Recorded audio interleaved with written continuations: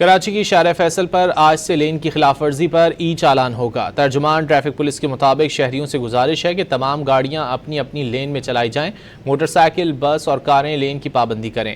Traffic police کے مطابق اس سلسلے میں آگاہی مہم بھی چلائی گئی۔ ابتدائی طور پر صرف شارع فیصل پر لین کی خلاف ورزی پر ای چالان کیا جا رہا ہے۔ مستقبل میں اس کا دائرہ کار مزید وسیع کرتے ہوئے شہر کی دیگر شاہراہوں پر بھی اس کا اطلاق کیا جائے گا۔